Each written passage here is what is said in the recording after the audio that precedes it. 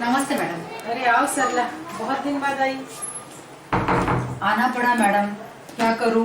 आपको तो पता है 6 महीने पहले मेरी डिलीवरी यहीं पे हुई थी। हाँ। और फिर मैं घर चली गई और कुछ तकलीफ मुझे थी नहीं। हाँ। अच्छे से 6 महीने चले गए मस्त। और मेरी महावारी भी रेगुलर शुरू हो गई थी। एक बार मुझे यहाँ से जाने के बाद में 3 महीने के बाद महावारी आई थी। अच्छा। उसके बाद एक बार और महावारी आ गई मेरी। हाँ। और फिर अभी 2 महीने हुए मैडम, महावारी नहीं है।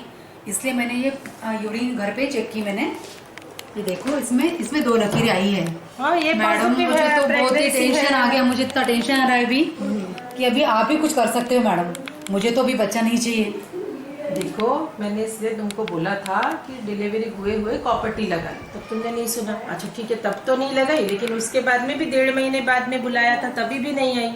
तब भी लगा सकते थे हम, है ना। हाँ मैडम, मैंने सोचा था मैडम कि आपने जो बोला वैसे करती मैं। हाँ। मैं तो आपकी हर बात सुनती हूँ ना मैडम, हमेशा। अच्छा। मैं आप पे इतना भरोसा करती हूँ कि मैं कहीं जाती नहीं। लेकिन मैडम मेरे खुद के फैमिली में मेरी ननंद की जेठानी है ना, उसके डॉक्टर ने भी ऐसे ही बोला था कि उसकी डिलीवरी हो गई।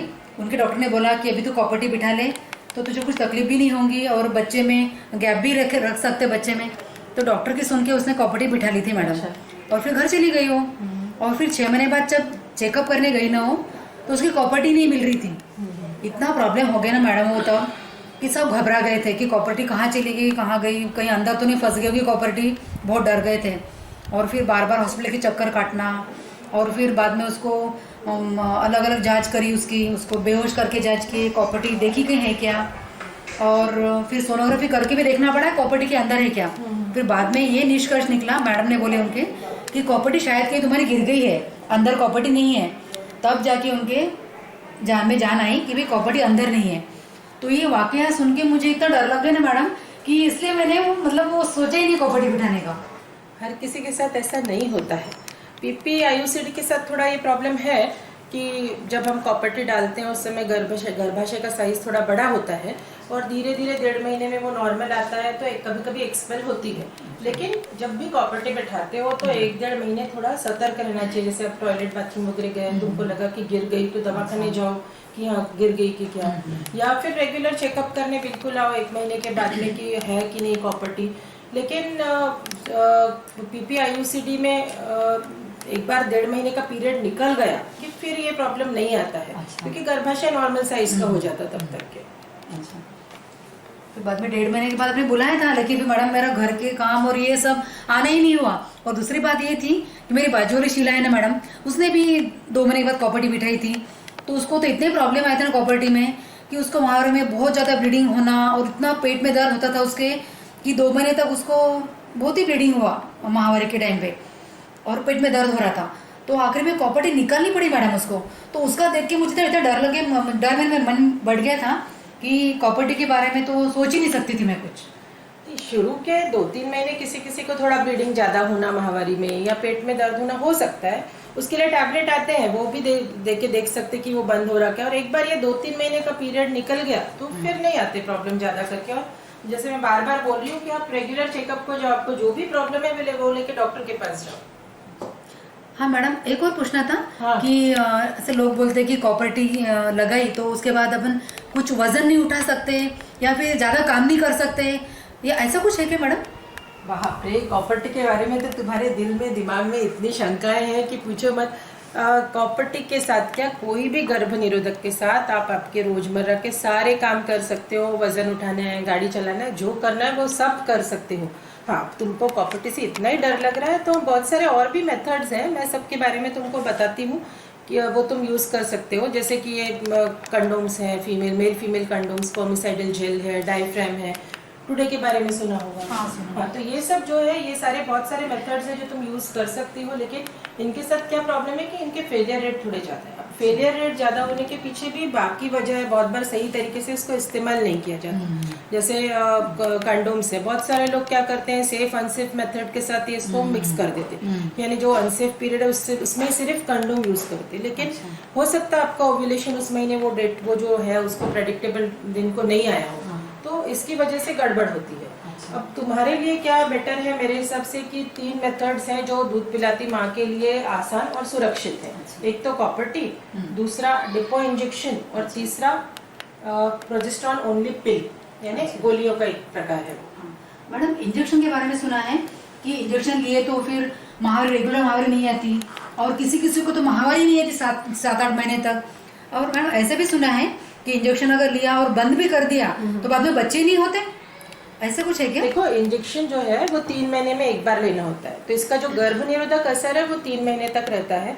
और जैसे तुमने बोला महावारी नहीं आना, तो महावारी रेगुलर नहीं आना, कभी कभी बीच में थोड़ा बहुत ब्लीडिंग होना, ये इसके थोड़े प्रॉब्लम्स है। इंजेक्शन के साथ में ऐसा होता है, लेकिन जो तुम्हारा मेन मकसद है कि भाई प्रेगनेंसी नहीं चाहिए, तो ये 3 महीने तक तुमको प्रेगनेंसी नहीं रहेगी। लेकिन कभी कभी क्या होता है कि 3 महीने से ज्यादा भी पीरियड नहीं आया, तो उस समय तुमको दवाखाने जाके सलाह लेके या तो फिर से इंजेक्शन लगाना या दूसरा कुछ यूज करना, क्योंकि 3 महीने तक तुमको प्रेगनेंसी पक्का नहीं रहने वाली है। उस बीच में हो सकता पीरियड्स रेगुलर नहीं है। अच्छा, दूसरा तुम्हारा बोलना है कि इंजेक्शन बंद करने के बाद में भी दिन नहीं रहते, ऐसा बिल्कुल नहीं है। नहीं ऐसा बिल्कुल नहीं। इंजेक्शन बंद करने के बाद हो सकता है कभी कभी थोड़ा टाइम लगे तुम्हारे नॉर्मल साइकिल्स शुरू होने को और दिन रहने को, लेकिन रहते हैं। अच्छा मैडम, और इंजेक्शन लेने से अपने हड्डियां कमजोर होती है क्या? नहीं, ये भी गलत बात है। अच्छा। और हम वैसे भी जो भी बात कर रहे हैं वो 2-3 साल यूज करने वाले मेथड्स के बारे में बात कर रहे हैं। हाँ। और मैडम गोलियों के बारे में सुना था मैंने कि गोलियां खाने से वजन बहुत बढ़ जाता है और बीपी की प्रॉब्लम भी आती है गोली खाने से, और फिर लोगों मतलब पचन भी नहीं होती गोली, उससे उल्टियाँ, चक्कर, ऐसे ऐसे होता है क्या मैडम? देखो, हम जैसे अभी मैंने बोला कि जो भी बातें कर रहे हैं अभी कॉन्ट्रासेप्टिव मेथड्स की, वो तुम्हारे लिए दो बच्चों में अंतर रखने के लिए, यानी 2-3 साल के लिए यूज करना। हाँ। तो अगर आप 2-3 साल के लिए गोलियां खाओ या कोई भी मेथड यूज करो तो उसके साइड इफेक्ट्स नहीं होते हैं या बहुत कम होते हैं। अच्छा। लेकिन यही तुम गोलियां बिना किसी के सलाह के 15-20 साल तक खा रही हो तो हो सकता साइड इफेक्ट हो। और स्पेशली जैसे फैमिली में तुम्हारे डायबिटीज है या हाइपरटेंशन है, तो ऐसे टाइम डॉक्टर की सलाह से तुमने गोलियां खानी चाहिए और कितने दिन तक खानी चाहिए ये सोचना है। अब अगर तुमको ऐसे लगता है कि नहीं, परमानेंट हो गई है, परमानेंट मेथड चाहिए, फैमिली कंप्लीट हो गई है, तो सबसे अच्छा है कुटुंब नियोजन का ऑपरेशन करो। कुछ सालों के लिए आप कुछ भी यूज करोगे तो बहुत प्रॉब्लम नहीं है। अच्छा। और मैडम ये गोलियां क्या रोज खानी पड़ती है कि संबंध है तभी खानी पड़ती है? नहीं, गोलियां ये जो हम अभी बात कर रहे हैं ओरल कॉन्ट्रासेप्टिव पिल्स की, वो रोज रात को एक बिना भूले खानी ही पड़ती है। अच्छा। अब इसमें भी 2 टाइप आते हैं, एक COC या कंबाइंड ओरल कॉन्ट्रासेप्टिव पिल और दूसरी POP यानी प्रोजेस्ट्रॉन ओनली पिल। तो ये जो COC है वो उन औरतों के लिए है जिनके बच्चे बड़े हो गए हैं और जो दूध नहीं पिला रही। अच्छा। लेकिन जो POP या प्रोजेस्ट्रॉन ओनली पिल वो तुम्हारे जैसी औरतों के लिए जो बच्चों को दूध पिला रही, क्योंकि इसका एक सबसे बड़ा फायदा ये है कि इससे दूध पे असर नहीं होता।